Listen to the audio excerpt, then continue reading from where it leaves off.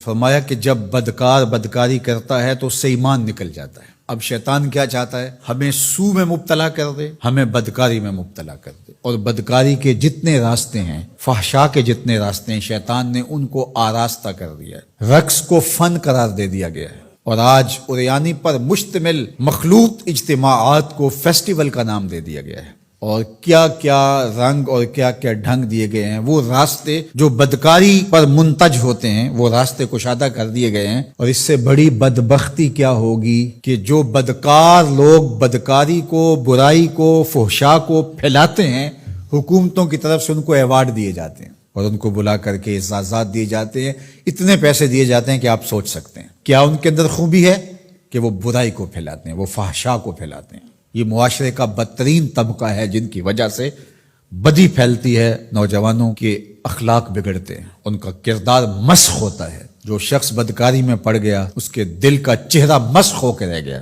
داغدار ہو کے رہ گیا۔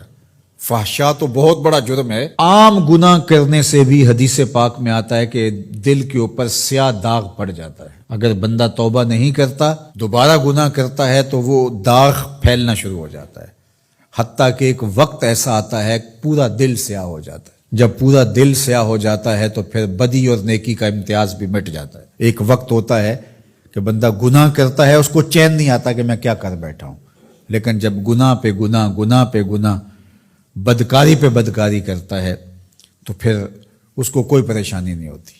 میں اس کی مثال دوں گا کہ پکا نمازی ہو تو کبھی اس سے نماز چھوٹ جائے تو وہ عجیب بے چینی میں ہوتا ہے کہ آج ہوا کیا میرے ساتھ، قضا بھی کر لیتا ہے پھر بھی بے چین رہتا ہے۔ لیکن جو بے نمازی ہے وہ روز چھوڑ رہا ہوتا ہے، اس کو پرواہ بھی نہیں ہوتی۔ اگر کوئی شریف آدمی کسی کو ظلمن تھپڑ مار بیٹھے تو اتنی تکلیف اس کو نہیں ہوتی جتنی اس کو ہو رہی ہوتی ہے۔ دعا کرو کہ یہ دل دل ہی رہے، دل مصفہ رہے، دل مزکہ رہے، دل ستھرا رہے، دل پاکیزہ رہے۔ جتنی کوشش ہم اپنے چہرے کو، اپنے بدن کو، اپنے ظاہر کو سنوارنے کی کرتے ہیں، اس سے کہیں بڑھ کر اپنے دل کو سنوارنے کی کریں۔ باہو علیہ الرحمہ نے کہا تھا، دل کالے نالوں منہ کالا چنگا، جے کو یہ رمز پچھانے ہو۔ تو شیطان دل پہ ہی قبضہ جماتا ہے۔ شیطان جاسم علی قلب ابن آدم فاذا ذکر اللہ خنسا واذا غفل وسوسہ، تو یہ غافل نہ ہو پائے، ہر وقت اللہ کے ذکر میں رہو۔ اس لیے ہمیں 5 بار مسجد میں بلایا جاتا ہے۔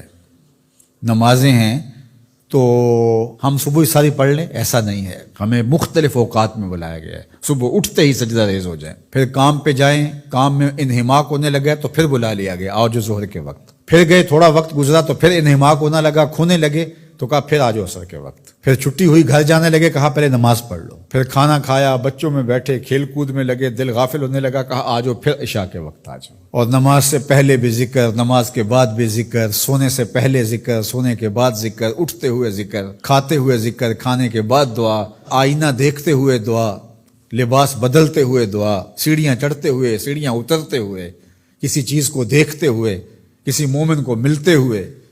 ہماری زندگی کو دیکھیے مسلمانوں کی، ہم تو ہر وقت ذکر میں رہتے ہیں، ہر وقت اسی کا نام جپ رہے ہوتے ہیں، کبھی السلام علیکم، کبھی سبحان اللہ، کبھی ماشاء اللہ، کبھی الحمدللہ، کبھی لا الہ الا اللہ، کبھی لا حول ولا قوت الا باللہ، کبھی اللہ اکبر، کبھی نماز، کبھی سجدہ، کبھی رکوع، کبھی قیام۔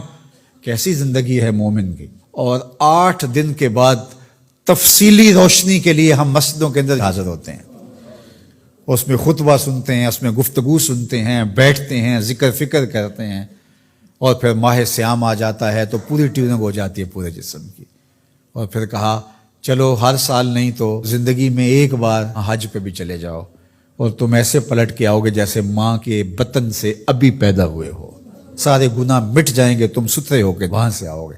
تو مومن پاکیزہ دل ہوتا ہے، فحشاء سے، سو سے، برائیوں سے۔ آج نہ ہماری نگاہیں پاک، نہ کان پاک، نہ خیال پاک، نہ سوچے پاک، سب کچھ آوارگی میں آ گئی۔